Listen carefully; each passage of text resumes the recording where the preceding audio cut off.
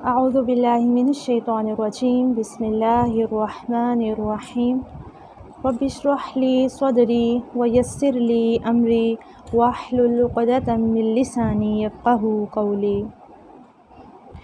आज हम मुदग़म और मुदग़म फ़ी के एतबार से इदग़ाम की इक़साम देखेंगे। आज का लेसन थोड़ा सा ज़्यादा नहीं, थोड़ा सा मुश्किल था। ये था कि देख के ज़्यादा समझ आना था, इसलिए मैंने इसकी वीडियो बना ली। तो हम देखते हैं, इसकी 3 इक़साम हैं, मिथलैन, मुतजानिसैन और मुतक़ारिबैन। ठीक है, मिथलैन में क्या होता है? मिथलैन मिथल से है, एक जैसा। मुदग़म और मुदग़म फ़ी जब दोनों मखरज और सिफ़ात में मुतहिद हों, मतलब एक जैसे हों, पहला साकिन और दूसरा मुतहर्रिक हो, तो पहले को दूसरे में दाखिल करना। जैसे क़द दख़लू, अब क़द क्या है? मुदग़म है, और दख़लू मुदग़म फ़ी है। और क़द के लास्ट पे क्या रहा है? दाल। ठीक है, दाल को हमने जब दख़लू में दाखिल किया तो दोनों सेम आ रहे हैं, हर्फ ही यहाँ पे सेम आ गया, तो इस वजह से उसका मखरज भी सेम होगा और सिफ़त भी सेम होगी, इस वजह से इसे मिथलैन कहा गया। ठीक है, मिथलैन के मुदग़म फ़ी के हरूफ कितने हैं? 14 हरूफ पर इदग़ाम होता है, जो कि मिथलैन है। ठीक है, जिनका मजमूआ क्या है? फ़ाई वक़ल्लिम तहदी बिनज़ीर। ये देखें, यहाँ पे ये लिखा हुआ फ़ाई वक़ल्लिम तहदी बिनज़ीर। आपने इसको 20-30 टाइम दोहराना है, तो आपको ये मजमूआ जो वो याद हो जाएगा। ठीक है, ये तमाम हरूफ है जिनके ऊपर कौन सा इदग़ाम होता है? इदग़ाम मिथलैन। उसके बाद देखें नीचे इदग़ाम सग़ीर मिथलैन की मिसालें। पहले उन्होंने दिया हुआ फ़ा दिया हुआ। ठीक है, फ़ला युस्रिफ़ फ़िल क़त्ल। अब युस्रिफ़ फ़ी, युस्रिफ़ का फ़ा और फ़ी का फ़ा जो है, ये दोनों यहाँ पे इदग़ाम हो रहा है, तो युस्रिफ़ फ़िल क़त्ल। फिर तस्तती अलैहि, यहाँ पे आइन का आइन में हो रहा है। सुम्मा तक़ौ व अहसनु, क़ौ में जो वाव है और व अहसनु में जो वाव है, वहाँ इदग़ाम हो रहा है। युदरिकुमुल मौत, यहाँ पे काफ का काफ में, कुल्लकुम लाम का लाम में, क़ुलूबिहिम मरदुन मीम का मीम में। ठीक है, तो उम्मीद है ये आपको समझ आ जाएंगे, ये इजी है। थोड़ा आगे चलते हैं। अच्छा, यहाँ पे एक चीज़ नोट कर लीजिए, यहाँ पे नोट दिया हुआ है, इस हुक्म से हरूफ मद्दा मुस्तस्ना है। मुस्तस्ना का मतलब ये है कि वो इसके अंदर नहीं है, वो इससे खारिज है, इस हुक्म से खारिज है। ठीक है, लिहाजा इनका इदग़ाम नहीं हुआ। क्यों? ये नीचे देखिए, क़ालू व मा लना। अब यहाँ पे देखें, क़ालू के लास्ट पे भी वाव आ रहा है और व मा लना में भी वाव है, लेकिन हम यहाँ पे क़ालू व मा नहीं पढ़ते, बल्कि क़ालू व मा, यानी अलग अलग पढ़ते हैं। ठीक है, इसलिए इन्हें कहा गया कि हरूफ मद्दा जो हैं वो इस हुक्म से मुस्तस्ना है। फिर आगे देखें, फ़ी यौमिन। अब फ़ी में भी क्या आ रहा है और यौमिन के शुरू में भी क्या है, लेकिन हम फ़ी यौम नहीं पढ़ते, हम फ़ी यौमिन पढ़ते हैं। ठीक है, तो ये आपने याद रखना है कि हरूफ मद्दा जो है वो इस हुक्म से मुस्तस्ना है। उसके बाद दूसरा क्या था? मुतजानिसैन। मुदग़म और मुदग़म फ़ी जब मखरज में मुतहिद हों, यानी मखरज सेम हों और सिफ़ात में मुख्तलिफ हों, पहला साकिन और दूसरा मुतहर्रिक हो, तो पहले को दूसरे में दाखिल करके पढ़ेंगे। जैसे यहाँ पे क्या दिया हुआ है? क़ालत ताइफ़तुन। अब ता है यहाँ पे, तो दोनों का जो मखरज है वो तो सेम है, लेकिन ता की सिफ़ात और हैं और तौ की सिफ़ात और हैं। इस वजह से यहाँ पे जो इदग़ाम होगा उसे कहेंगे इदग़ाम मुतजानिसैन।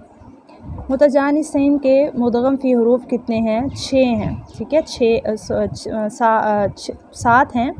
6 में जो है वो इदग़ाम ताम होता है और 1 में जो है वो नाकिस होता है। जैसे यहाँ मिसालें दी गई हैं। अब देखें, जो ताम की मिसालें हैं, ता का तौ में इदग़ाम, क़ालत ताइफ़तुन। अब जो है लाम को हमने अगले तौ में मुकम्मल तौर पे दाखिल कर लिया, पिछले ता की सिफ़त जो है वो बाकी नहीं है, क़ालत तौ। ठीक है, फिर अक़लत दअवुल्लाह, ता की सिफ़त बाकी नहीं है, ता दाल में अच्छे से मुदग़म हो गया। फिर उसके बाद क्या है? ज़ाल का ज़ा में, इज़्ज़लमू। फिर नीचे सा का ज़ाल में, यलहज़्ज़ालिका क़द तबय्यना इरक़म मअना। तो यहाँ पे क्या है? मुकम्मल ताम है। ठीक है, मुदग़म फ़ी में मुकम्मल तौर पे दाखिल हो गया। अच्छा, नीचे देखें, एक नोट दिया हुआ है कि यलहज़्ज़ालिका में और दूसरा लफ्ज़ है इरक़म मअना। इन दोनों में बतरीक़ शातिबी, यानी जो इमाम शातिबी हैं, इनके नज़दीक जो है यहाँ पे इदग़ाम है, और बतरीक़ जज़री यानी इमाम जज़री के नज़दीक यहाँ इदग़ाम भी हो सकता है और इज़हार भी हो सकता है। इदग़ाम पढ़ के सुना दिया आपको, इज़हार कैसे होगा? यलहज़्ज़ालिका, यानी उसमें फिर यलहज़ पूरा पढ़ा जाएगा, यलहज़्ज़ालिका। इरकब माना, इस तरह से होगा। ठीक है, उसके बाद आगे देखते हैं नाकिस की मिसाल। नाकिस की एक ही मिसाल है ता का त्वा में इदगाम, ला इम बसत्ता। यहाँ पे क्या है, जो पहले वाला त्वा है इसकी सिफत बाकी रहती है जब हम इसमें इदगाम करते हैं बसत्ता, ये देखिए त्वा मोटा हो जाता है। ठीक है, तो इसलिए इसे कहते हैं नाकिस की मिसाल। ये इदगाम नाकिस है क्योंकि इसमें मुदगम की सिफत बाकी रहती है। मुदगम फ़ी में मुकम्मल तौर पे दाखिल नहीं होता। अहत्तु मा फरवत्तुम। ठीक है, इस हुक्म से हरूफ़ हल्की और हरूफ़ शजरिया मुस्तस्ना है, लिहाजा इनमें इदगाम नहीं होगा।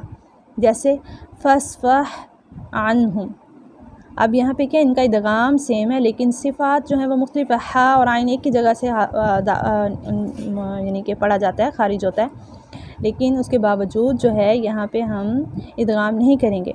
फस्फह अलग पढ़ा जाएगा और अन्हुम अलग पढ़ेंगे, दाखिल नहीं करेंगे एक को दूसरे में। फिर अशयाअहुम, आ भी वहाँ से और हम भी वहाँ से, लेकिन इदगाम नहीं करेंगे। ठीक हो गया। मुतक़ारिबैन मुदगम और मुदगम फ़ी जब करीबुल मखरज हो, मुतक़ारिबैन में कुर्ब से आप याद रख लें। ठीक है, करीबुल मखरज हो, पहला साकिन दूसरा मुतहरिक हो तो पहले को दूसरे में दाखिल करना है। जैसे मिर रब्बिही, मिर रब्बिही। ठीक है, अब इसमें देखें नून की आवाज़ नहीं आ रही, मीम मुकम्मल तौर पर रा में दाखिल हो गया और यहाँ पे क्या है करीबुल मखरज है, नून और रा का मखरज करीब करीब है। ठीक है, थोड़ा सा फ़र्क है, इस वजह से इसे मुतक़ारिबैन कहते हैं। यहाँ मुतक़ारिबैन भी 7 हरूफ में होता है इदगाम, 3 में ताम होता है, 2 में नाकिस और 2 में मुख्तलिफुन फ़ी। ये एग्जांपल्स दी गई हैं। ताम की मिसाल क्या है, नून का रा में इदगाम, मिर रब्बिही मुकम्मल हो रहा है ना, मिन लदुन्हु नून की आवाज़ नहीं आ रही, कुर रब्बी यहाँ लाम की आवाज़ नहीं आई। नाकिस की मिसाल क्या है, नून का वाव में जब इदगाम होता है तो मुदगम की सिफत बाकी रहती है। मीउ वालिन, अब देखिए नून की आवाज़ आ रही है। मैं यक़ूलु, यहाँ भी नून की आवाज़ बाकी रही। मुख्तलिफुन फ़ी में क्या होता है, यहाँ पे दोनों ऑप्शन होते हैं, ताम भी हो सकता है और नाकिस भी हो सकता है। ठीक है, कुछ के नज़दीक ताम होता है, कुछ के नज़दीक नाकिस। अब हम देखते हैं यहाँ पे लिखा हुआ है ताम ऊला है, यहाँ पे नख़लुक़कुम, यानी कि क़ाफ़ जो है इसकी हम सिफ़ात अगर ना अदा करें, लाम को डायरेक्ट काफ से मिला दें तो इसे हम कहेंगे कि ताम हो रहा है यहाँ पे नख़लुक़कुम। अगर हम पढ़ें नख़लुक़कुम यानी क़ाफ़ का थोड़ा सा हम इसका मतलब उसकी अदायगी भी अंदर करें तो फिर उसे हम कहेंगे नाकिस है। ठीक है, नीचे वाला देखें मीम मालिन, यहाँ पे मीम जब हम पढ़ते हैं तो नून की सिफत बाकी रहती है, उसकी आवाज़ आती है थोड़ी सी, इस वजह से जो है इसे यहाँ पे हम नाकिस भी कह सकते हैं, लेकिन हम चाहें तो नून की आवाज़ हज़फ भी कर सकते हैं, मीम मीम। ठीक है, यहाँ नून की आवाज़ नहीं है, लेकिन जब हम कहते हैं मीम तो नून की आवाज़ आ रही है। तो यहाँ पे मुख्तलिफुन फ़ी है, नाकिस भी हो सकता है, ताम भी हो सकता है। ठीक है, इसमें एक पॉइंट और है, इस हुक्म से जो है वो हरूफ़ हल्की मुस्तस्ना है, लिहाजा उनमें इदगाम नहीं होगा। जैसे फसब्बिहु, हा और हा करीबुल मखरज जो है वो आ गए हैं, लेकिन फिर भी यहाँ पे इदगाम नहीं होगा, दोनों की अदायगी अलग अलग होगी। फसब्बिहु तुज़िग़ क़ुलूबना, ग़ाइन और क़ाफ़ भी करीबुल मखरज है लेकिन अलग अलग पढ़े जाएंगे, इदगाम नहीं करेंगे। तुज़िग़ क़ुलूबना। ठीक है, उम्मीद है आपको अच्छे से समझ आ गई होगी। अस्सलामु अलैकुम व रहमतुल्लाहि व बरकातुहू।